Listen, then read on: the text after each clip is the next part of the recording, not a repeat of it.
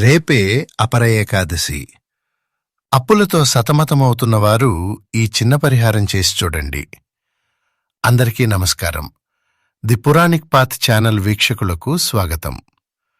భారతీయ సనాతన ధర్మంలో తిథులన్నింటికీ రాజు ఏకాదశి. అందులోనూ వైశాఖ మాసంలో వచ్చే ఏకాదశిని అపర ఏకాదశి అంటారు. అపారమైన పుణ్యాన్ని, అనంతమైన ఐశ్వర్యాన్ని ప్రసాదిస్తుంది కాబట్టే దీనికా పేరు వచ్చింది. ఈ ఏడాది మే 13వ తేదీన బుధవారం నాడు ఈ అద్భుతమైన అపర ఏకాదశి ఏర్పడుతోంది. బుధవారానికి అధిపతి వ్యాపారకారకుడైన బుధగ్రహం. ఇక ఆ బుధగ్రహానికి అధిపతి సాక్షాత్తు ఆ శ్రీ మహావిష్ణువు.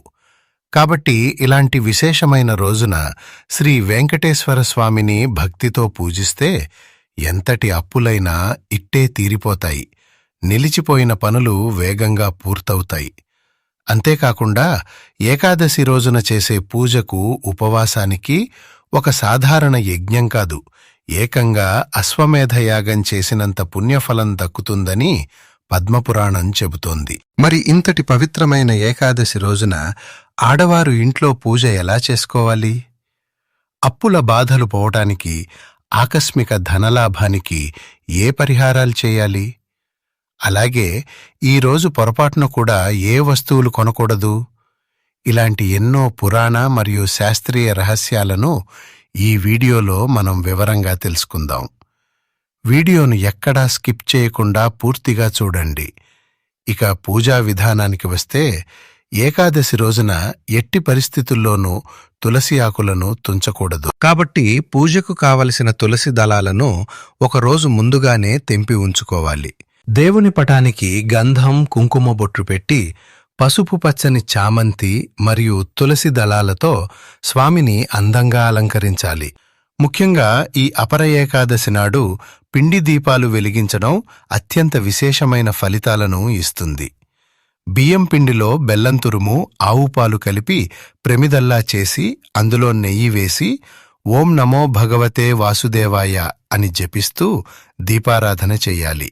అలాగే నైవేద్యంగా వడపప్పు, పానకం లేదా అరటిపండ్లను నివేదించి ఆ తర్వాత స్వామికి సాష్టాంగ నమస్కారం చేసుకోవాలి. ఇప్పుడు మీ ఆర్థిక, ఆరోగ్య సమస్యలు తొలగిపోయే అద్భుతమైన పరిహారాల గురించి తెలుసుకుందాం.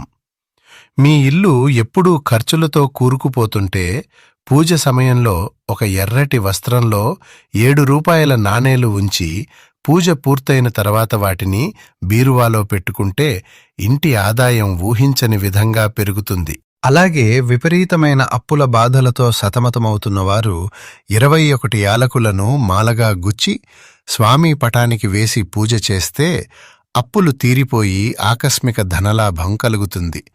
దీనితో పాటుగా ఒక ఎర్రటి వస్త్రంలో 5 పసుపు కొమ్ములను మూటకట్టి మీ ఇంటి ప్రధాన గుమ్మానికి వేలాడదీసి గుమ్మానికి ఇరువైపులా గంధంతో స్వస్తిక్ గుర్తును వేస్తే దేవతలు ఎల్లవేళలా మీ ఇంటిని రక్షిస్తూ ఉంటారు. కేవలం ఇంట్లోనే కాకుండా 6 బయట చేసే పూజ కూడా ఈ ఏకాదశి నాడు ఎంతో ముఖ్యం. సాయంత్రం తులసికోట దగ్గర ఆవు నెయ్యితో దీపం వెలిగించి 5 ప్రదక్షిణలు చేస్తే స్త్రీలకు దీర్ఘ సుమంగళీ ప్రాప్తి సిద్ధిస్తుంది. జాతక దోషాలతో ఇబ్బంది పడేవారు ఒక రాగి చెంబులో పసుపు నీళ్లు కలిపి తులసి కోటలో పోసి భక్తిగా నమస్కరించుకోవాలి. తులసితో పాటే ఈరోజు ఖచ్చితంగా పూజించాల్సిన మరొక వృక్షం రావి చెట్టు. గుడికి వెళ్లి రావి చెట్టు కింద మట్టి ప్రమిదలో నువ్వుల నూనె పోసి 9 వత్తులు వేసి దీపం వెలిగిస్తే ఏలినాటి శని, కుజదోషాలు కాలిపోయి పట్టిందల్లా బంగారమయమవుతుంది. అలాగే అప్పుల సమస్యలు ఉన్నవారు రావి చెట్టు కింద ఒక చిన్న పటిక బెల్లం ముక్కను పెట్టి మనసులో మొక్కుకుంటే ఖచ్చితంగా మార్గాలు సుగమమవుతాయి. ఇక ఏకాదశి అనగానే మనకు ముఖ్యంగా గుర్తుకు వచ్చేది ఉపవాస దీక్ష.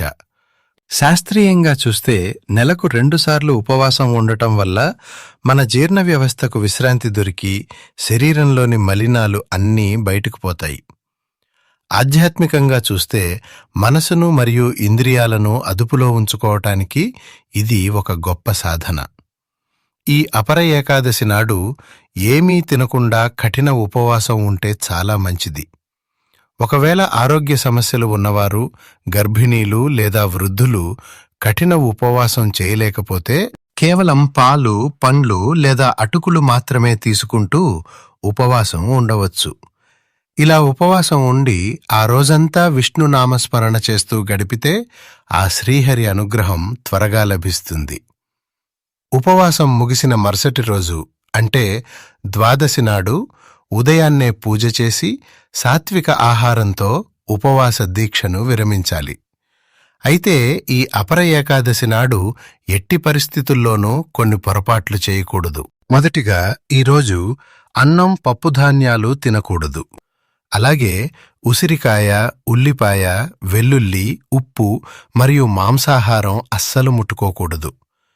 ఈ రోజున భార్యాభర్తలు ఖచ్చితంగా బ్రహ్మచర్యం పాటించాలి. అదేవిధంగా ఉప్పు, నూనె, బియ్యం, పప్పు దినుసులు లాంటి సరుకులను ఈరోజు అస్సలు కొనకూడదు. ముఖ్యంగా ఎవరిపైనా కోపం చూపించటం, అబద్ధాలు చెప్పడం లాంటివి చేయకూడదు. పూజా సమయంలో నలుపు రంగు వస్త్రాలు ధరించకూడదు. వీలైతే గోమాతకు 2 అరటిపండ్లు లేదా పచ్చిగడ్డి తినిపిస్తే మీ జన్మజన్మల పాపాలు హరించుకుపోతాయి. ఈ వీడియోలో చెప్పిన విషయాలు మీకు ఎంతగానో ఉపయోగపడతాయని ఆశిస్తున్నాను. దయచేసి ఈ వీడియోకి ఒక లైక్ కొట్టి మీ బంధుమిత్రులకు ఖచ్చితంగా షేర్ చేయండి. ఇలాంటి మరెన్నో అద్భుతమైన ధార్మిక రహస్యాల కోసం మన ది పురాణిక్ పాత్ ఛానల్ని సబ్స్క్రైబ్ చేసుకోండి. కింద కామెంట్స్లో ఓం నమో భగవతే వాసుదేవాయ అని కామెంట్ చేయటం మర్చిపోకండి. ధన్యవాదములు.